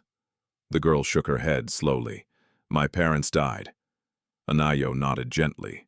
Then you're coming with me for now. Her eyes widened. To your house. Yes. Is it big? He almost smiled. A little. She wiped her eyes. Grandfather will be angry if I go with strangers. Anayo hesitated. Then he said softly, I don't think he would mind this time. 2 hours later, Baba Musa sat inside a small interrogation room at a Lagos police station. The walls were bare. A single metal table stood in the center. 2 officers watched him from across the room. One of them tapped a folder impatiently. You've been accused of financial fraud. Baba Musa looked up slowly. I sell bread. That doesn't mean you can't commit fraud. The officer opened the file. Several complaints have been filed. By whom? The officer smiled faintly. Concerned citizens. Baba Musa understood immediately. Kelechi, or someone connected to him. Those accusations are false, he said calmly. That's not for you to decide. The second officer leaned forward. You've recently received money from a wealthy businessman. Baba Musa remained silent. The officer continued. Anayo Chukwuka. The name hung in the air. Why would someone like him give you money for my granddaughter's treatment? The officer scribbled something on a paper. Interesting. He closed the file. We also received information that you may be involved in blackmail. Baba Musa's eyes hardened slightly. That is a lie. Maybe. The officer leaned back. But until we finish investigating, you will remain here. Baba Musa said nothing more, because deep down he already knew this arrest had nothing to do with fraud. It was meant to silence him. Meanwhile, Anayo's car pulled through the gates of the Chukwuka mansion. Zainab sat quietly beside him in the back seat, staring wide-eyed at the enormous house. Is this where you live? She asked softly. Yes. It looks like a palace. The car stopped in the circular driveway. Staff members stood near the entrance, surprised to see their CEO arriving with a small child. Anayo stepped out and opened the door for her. You can stay here until we bring your grandfather back. Zainab nodded nervously. Inside the mansion, everything felt unfamiliar to her. Marble floors, tall ceilings, crystal lights. A housemaid approached carefully. Sir, this is Zainab, Anayo said. Prepare a guest room for her. The maid smiled warmly at the girl. Of course. As Zainab followed the maid upstairs, she turned once more toward Anayo. You promise you'll bring him back? Anayo nodded. I promise. But as soon as she disappeared down the hallway, his expression grew serious again. Amaka entered the room a moment later. I found him, she said. Where Central Police Station? Anayo picked up his jacket immediately. Let's go. The police station smelled of old paper and sweat. Officers moved through the hallways carrying files while suspects sat on wooden benches waiting for questioning. When Anayo walked through the door, several heads turned immediately. His reputation, in Lagos, preceded him. An officer approached nervously. Sir, how can we help you? I'm here about a man named Baba Musa. The officer hesitated. He's under investigation. For what exactly? Financial misconduct. Anayo's gaze hardened. That charge is false. Sir, I'm not authorized to discuss the case. Amaka stepped forward slightly. Then please call someone who is. The officer disappeared into another room. A few minutes later, a senior inspector emerged. He looked uncomfortable. Mr. Chukwuka, he said politely. What seems to be the problem? You arrested an innocent man. The inspector forced a small smile. We received credible complaints. From whom? That information is confidential. Anayo stepped closer. I want him released. I'm afraid that's not possible right now. Then I'll call my lawyers. The inspector's smile faded. That is your right. But before Anayo could reply, a voice came from the hallway behind him. There's no need for that. Everyone turned. Barrister Chinedu Okeke walked slowly into the station. His expression remained calm, as always. "Good afternoon, Anayo." Anayo stared at him. "You arranged this." Okeke folded his hands politely. "Let's not jump to conclusions. You warned me yesterday, and you ignored the warning." Anayo's voice lowered. "This man has done nothing wrong. That may be true. Then release him." Okeke looked at the inspector. "Give us a moment." The inspector nodded and stepped away. When they were alone, Okeke leaned closer. "You are digging into a dangerous past, and you're trying to stop me." "Yes." "Why?" "Because some secrets destroy families." Anayo's eyes burned with quiet determination.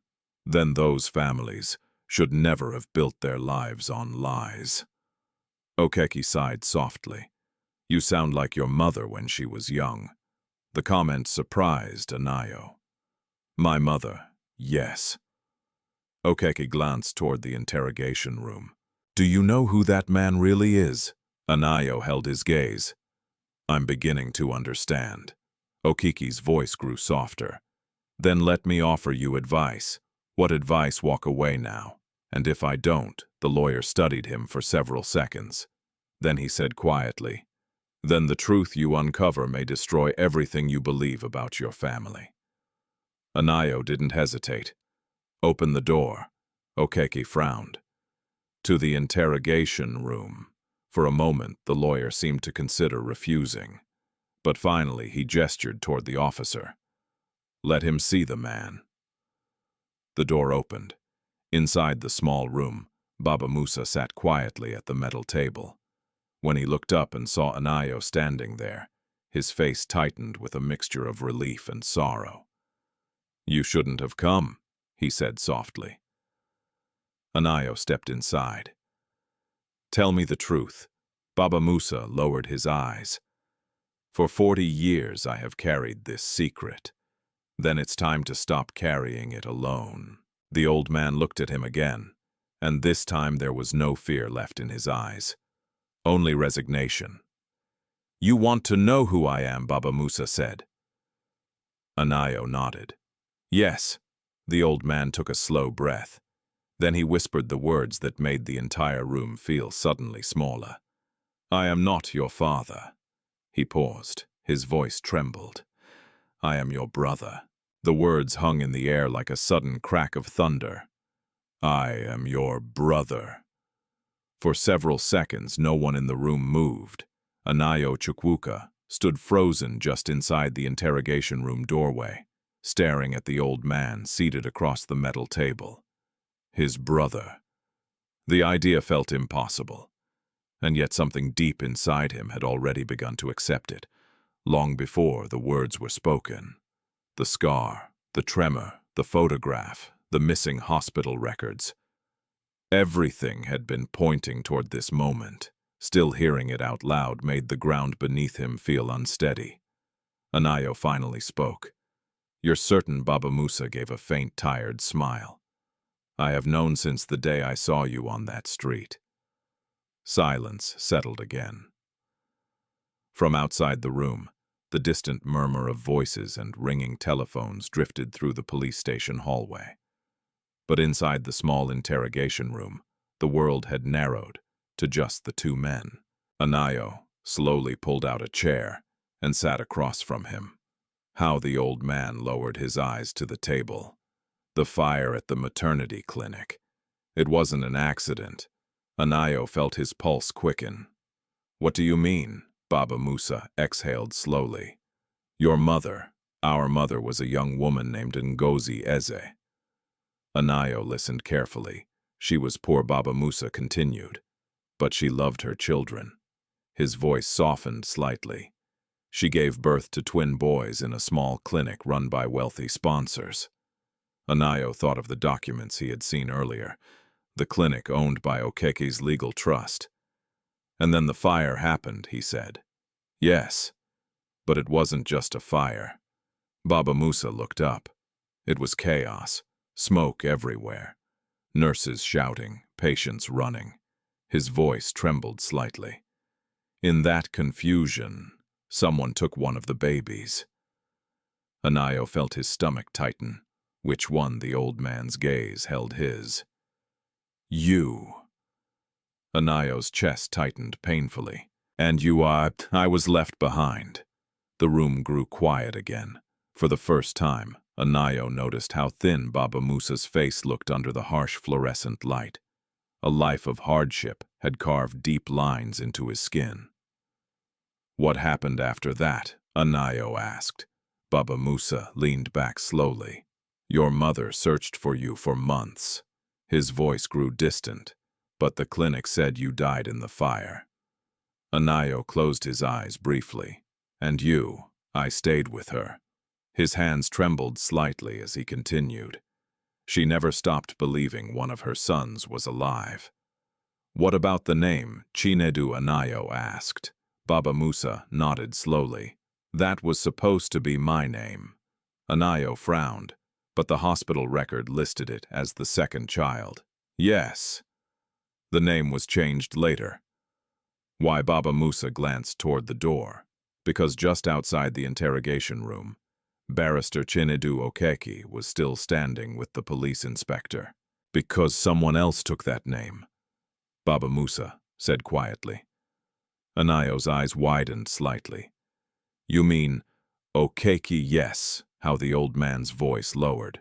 Your adoptive mother wanted a child. Anayo felt a chill, and Okeke arranged it. Yes, the lawyer had been there from the beginning, not just as an advisor, but as a participant. After the fire, Baba Musa continued, they told everyone one baby died, and the other adopted. Anayo leaned forward. Me. Yes. And you were left with your mother. For a time. What happened to her? The old man looked down again. She became sick. The word sounded small, but the pain behind it was heavy. Grief does that to people, he added quietly. Anayo remembered the document Amaka had found. Emotional distress, loss of child, death within a year. She died believing I was gone, Anayo said softly. Yes. For a moment, neither man spoke. Then, Anayo asked the question that had been forming in his mind since the beginning. How did you end up here? Baba Musa gave a sad smile. Life is not kind to children without families. After Ngozi's death, he had been placed in a crowded orphanage. Years passed. Records were lost. The boy who should have been called Chinedu was eventually given another name, Musa. When he turned 15, he left the orphanage and began working in bakeries and street markets. Survival had become his only goal. And you never searched for me, Anayo asked quietly. I tried once. What happened? The old man looked toward the hallway again. Powerful people made it clear the past should remain buried. Okeke. Yes. Anayo clenched his jaw. So he knew. He always knew. The door opened suddenly. Barrister Okeke stepped inside. His expression remained calm, but his eyes had hardened. That's enough, he said. Anayo turned toward him slowly. You've known the truth all along, Okeke sighed quietly. Yes. And you said nothing. It was necessary. For whom? For everyone involved. Anayo stood up. You stole a child from his mother. No. Okeke's voice remained controlled. I arranged an adoption. By lying. By giving you a better life. The words struck like cold steel. Anayo stared at him. You destroyed our family. Okeke met his gaze without flinching. Your mother raised you into one of the most successful men in Nigeria. That doesn't excuse what you did. Perhaps not. The lawyer folded his hands calmly. But it cannot be undone. The room felt heavy with tension. Finally, Anayo turned back toward Baba Musa. You said the truth would destroy lives. The old man nodded slowly. Yes. And now Baba Musa's eyes were tired. Now the truth is already here. Anayo looked again at the man sitting across from him. a man who had lived nearly 40 years in poverty, a man who should have grown up beside him. "Your real name," Anayo said quietly. "What is it?" The old man thought for a moment. Then he answered softly, "Chinedu." Anayo felt a strange weight settle over him. Two brothers, separated by fire, one raised in wealth, the other surviving on the streets, and standing between them all these years was the man who had arranged it, Barrister Chinedu Okeke. The air inside the interrogation room felt heavier than before. For several long seconds after Baba Musa Chinedu spoke his real name, no one moved. The fluorescent lights hummed softly overhead. Outside the room, officers passed through the hallway, unaware that a truth, buried for nearly 40 years, had just surfaced. Anayo Chukwuka slowly turned his gaze toward Barrister Chinedu Okeke. The lawyer stood calmly near the door, his expression composed as always. But for the first time since Anayo had known him, there was something else in his eyes. Fatigue, perhaps even regret. "You knew," Anayo said quietly. Okeke did not deny it. "Yes, you knew my mother lost one of her sons. Yes, and you told her he died." The lawyer exhaled slowly. That was the story the clinic needed to tell. Anayo's voice sharpened. "Needed. Yes." Why Okeke hesitated before answering. Because powerful families were involved. The words settled into the room like dust. Anayo stepped closer. "Start explaining." Okeke looked toward Baba Musa for a moment before speaking. "The clinic where you were born was not just a maternity ward," he said. "It was also part of a private adoption network." Anayo's jaw tightened. "Illegal." "Yes, wealthy families who could not have children often turned to alternative arrangements. And my adoptive mother, Okeke, nodded slightly. She had tried for years to conceive." Anayo felt a familiar ache in his chest. He had always known that part of the story, but the truth behind it now sounded far darker. "So she paid for a child. She paid for hope," Okeke corrected quietly. "That doesn't make it right." "No," the lawyer did not argue. "But the system already existed long before she came to me. You arranged it anyway." "Yes," Baba Musa spoke from the table. "And what about our mother?" Okeke's gaze shifted toward him. "She was told one child had died in the fire." Chinedu's hands tightened slowly. "She never believed that lie." Okeke's expression softened slightly. "She was a strong woman." "Yes," Chinedu whispered. "And you destroyed her life." The accusation hung in the room. For a moment, the lawyer did not respond. Then he said quietly, "I made a decision that benefited one child and abandoned the other." The silence returned. Anayo looked between the two men. Two lives shaped by a single moment. One raised in privilege, the other left to survive alone. "How many other children were taken from that clinic?" Anayo asked. Okeke did not answer immediately. "That number is not small." Anayo felt anger rising in his chest.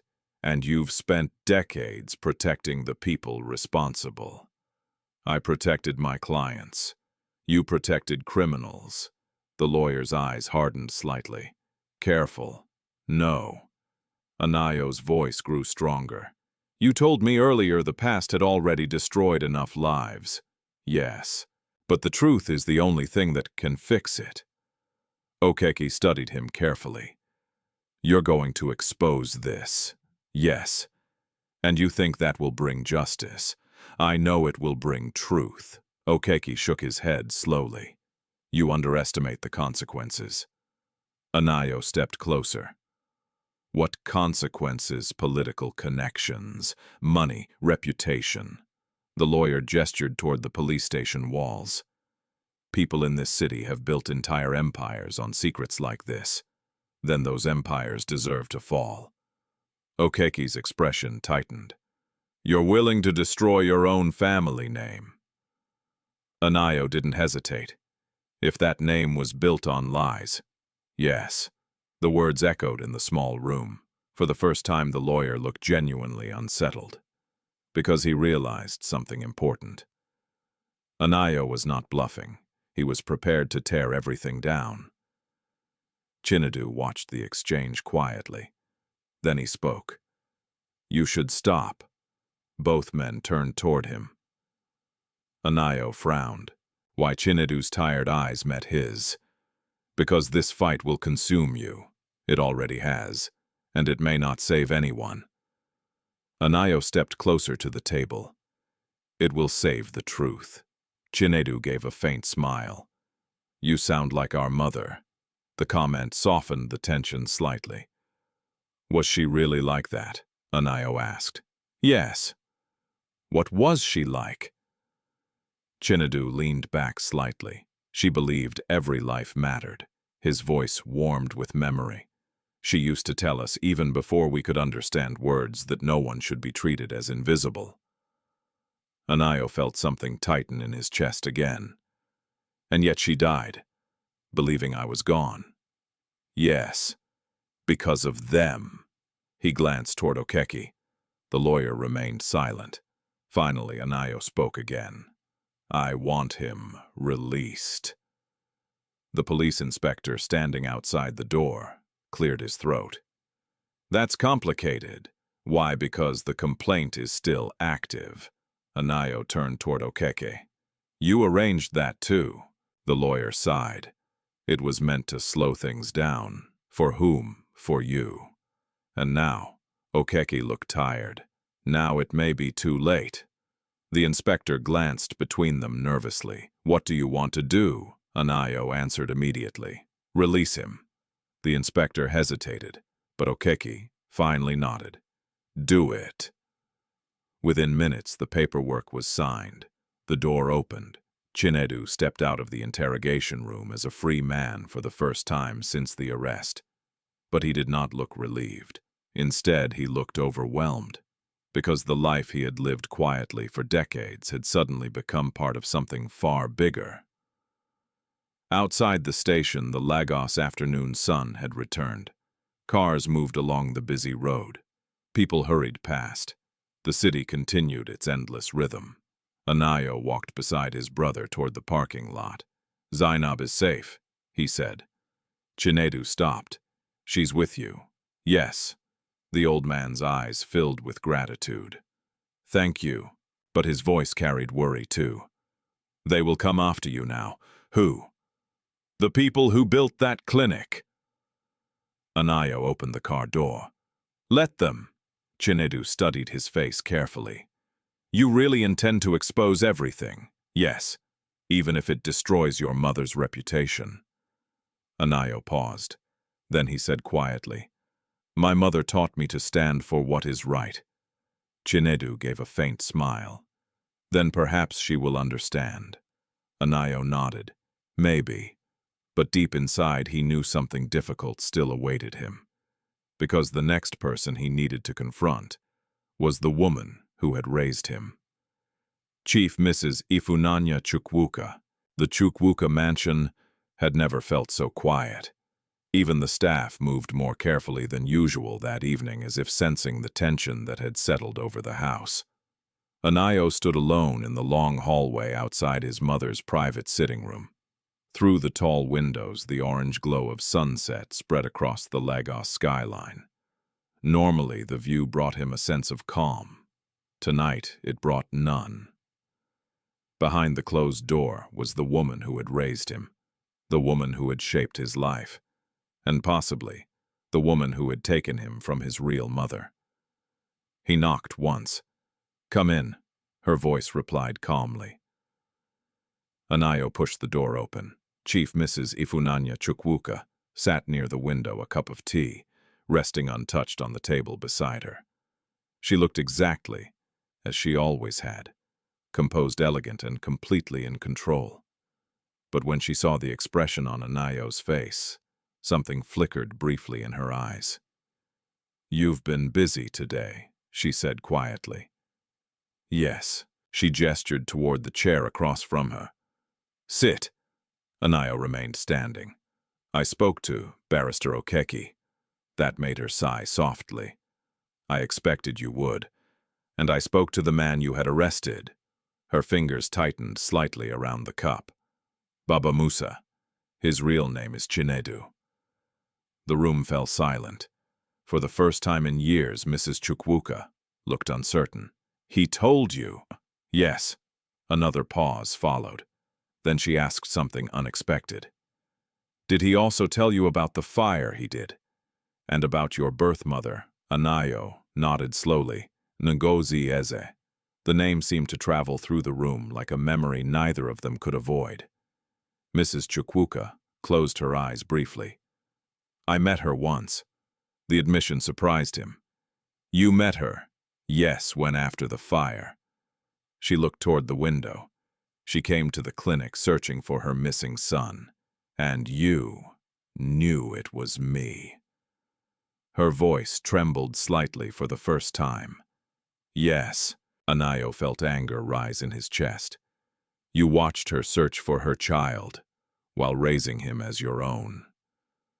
Mrs. Chukwuka looked down at her hands. You think I didn't feel the weight of that? Did you? Yes. Her voice sharpened. Every day. Anayo stared at her. Then why didn't you return me? The question hung heavily between them. For several seconds she didn't answer. When she finally spoke, her voice was quieter.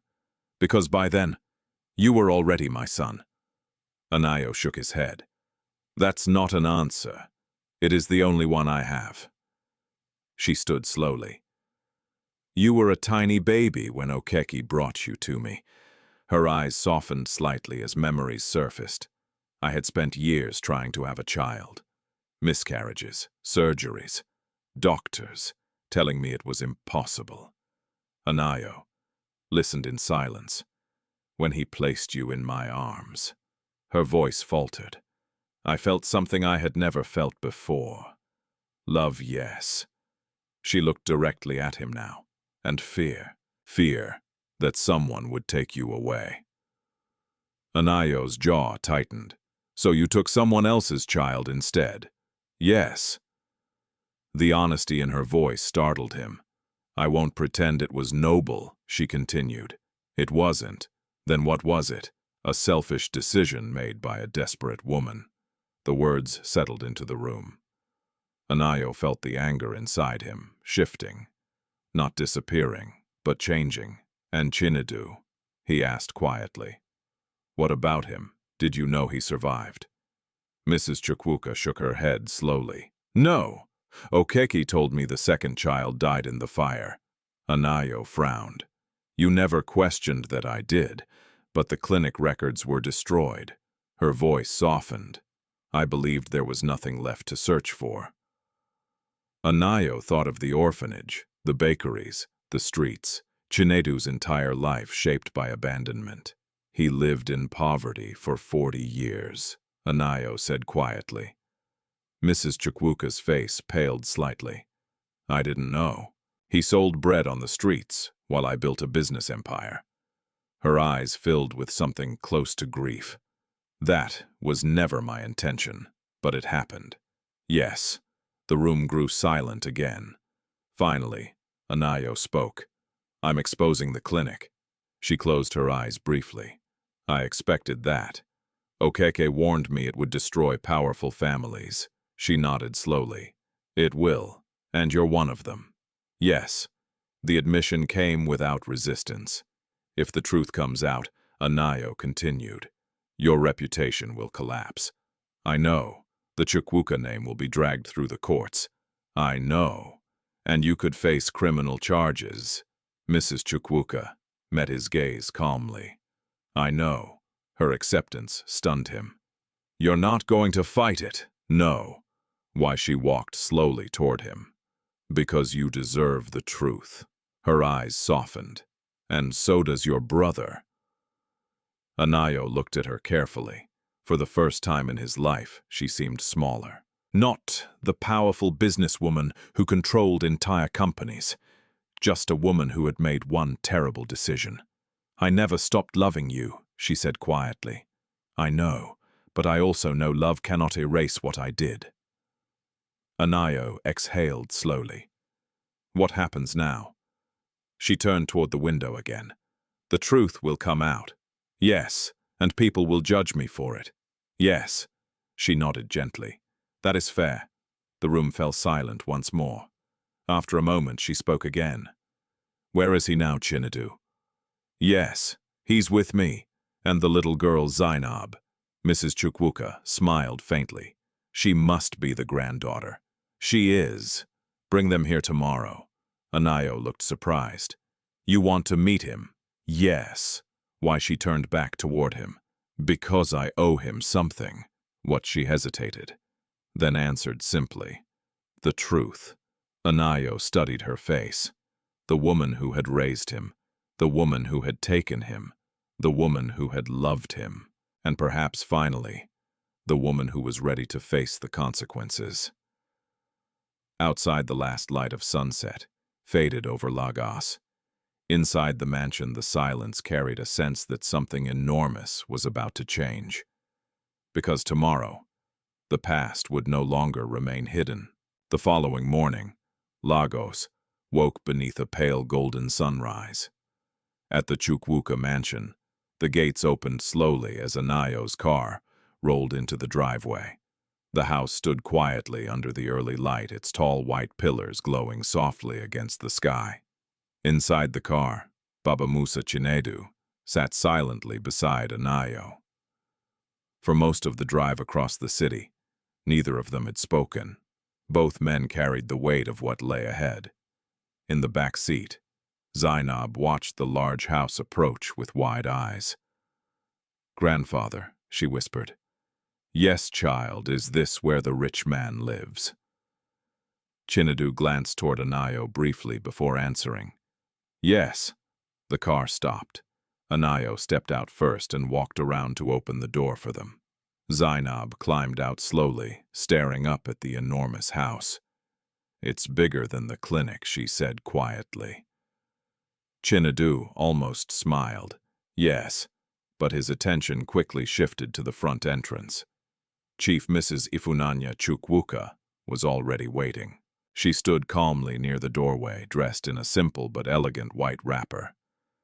The morning light touched the silver in her hair, making her look older than Anayo had ever noticed before. For a moment, no one moved. The distance between them held nearly 40 years of silence. Finally, Anayo spoke. "Mother, this is Chinedu." The old man stepped forward slowly. His posture was humble, but his eyes held quiet strength. Mrs. Chukwuka looked at him carefully. The resemblance was unmistakable. The same scar, the same eyes. Her breath caught slightly. "You survived," she whispered. Chinedu nodded. "Yes." The words hung in the air like the closing of a long, painful chapter. Mrs. Chukwuka took a step closer. "I was told you died in the fire." "So was my mother." The statement struck her like a quiet blow. She lowered her gaze. "I am sorry." Chinedu studied her face. For a moment, it seemed as if he might say something harsh, but instead, he asked softly, "Did you ever see her again?" Mrs. Chukwuka nodded slowly. "Once." "What did she say?" "She asked if her son was alive." Chinedu's jaw tightened slightly. "And what did you tell her?" The woman's voice trembled faintly. "I told her the clinic records showed he had died." Zainab looked between the adults, confused. "Grandfather, what are they talking about?" Chinedu placed a gentle hand on her shoulder. "Old stories, child." Mrs. Chukwuka knelt slightly so she could look at Zainab. "You must be his granddaughter." "Yes." "What is your name, Zainab?" Mrs. Chukwuka smiled gently. "You are very brave." The girl nodded proudly. "My grandfather says that too." Chinedu watched the interaction quietly. Then he turned back toward Mrs. Chukwuka. "You raised him well," he said, nodding toward Anayo.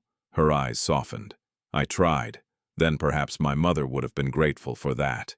The statement surprised everyone, even Anayo. Mrs. Chukwuka looked up. You don't hate me, Chinedu, considered the question carefully. For many years I did not know who you were.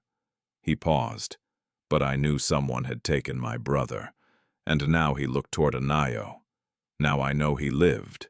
His voice carried quiet emotion. That matters more than anger. Mrs. Chukwuka's eyes filled with tears she had not allowed herself to show for decades. Thank you, she whispered. Anayo stepped forward. There is something else we must discuss. Both of them turned toward him. The clinic network. Mrs. Chukwuka nodded slowly. Yes. The truth will come out. Yes, I will not hide it. I know. Chinedu looked between them. What truth? Anayo took a breath. The adoption network that took children from that clinic. He glanced toward his mother. And the role our family played in it. Mrs. Chukwuka straightened her shoulders. I have already contacted my lawyers. Anayo raised an eyebrow. To fight the charges, no. To confess. The answer surprised him. You're serious? Yes. She looked at both brothers. I cannot undo what happened, but I can stop hiding from it. Anayo nodded slowly. That's the right decision. Chinedu placed his hand gently on Zainab's head. What will happen to the other children? The ones taken from their families? Anayo's voice grew firm. I will fund an investigation and a foundation. Chinedu looked puzzled. For what? For the families who lost children through that clinic. Mrs. Chukwuka added quietly. And for the children who never found their way home. The morning air felt lighter somehow, as if the weight of decades had begun to lift. Zainab tugged Anayo's sleeve. Does this mean my grandfather won't sell bread anymore? Anayo smiled. Only if he wants to. The girl grinned. Good, because his bread is the best. Chinedu chuckled softly. I think I will still bake. Why? Anayo asked. Because bread feeds people. He looked toward the rising sun over Lagos, and feeding people is an honest life. Anayo nodded. Then he extended his hand. Chinedu looked at it for a moment. For nearly 40 years they had lived separate lives, one in wealth, one in hardship. But both had carried the same blood. Slowly, Chinedu reached out and shook his brother's hand. The gesture was simple, but it carried the weight of a lifetime. Behind them, the city of Lagos continued waking. Cars moved along the busy roads. Vendors opened their stalls. Life carried on.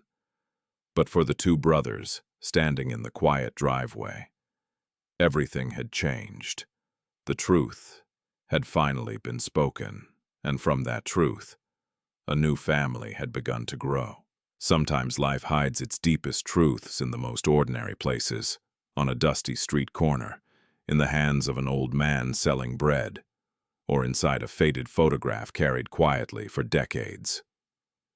For nearly 40 years, Anayo Chukwuka and his brother lived two completely different lives, one surrounded by wealth, the other shaped by hardship. But their story reminds us of something powerful. Truth has a way of finding its way back to the surface, even when powerful people try to bury it. Even when decades have passed. And when truth finally arrives, it brings something even more important with it: healing. Justice does not always come through punishment alone. Sometimes it comes through courage, the courage to face the past, admit our mistakes, and choose a better path forward. Anayo chose to use his power to uncover the truth. Chinedu chose forgiveness over bitterness. And a little girl named Zainab gained not only safety but a future filled with hope. Their story reminds us that every human life matters, no matter how poor, forgotten, or invisible society may treat them.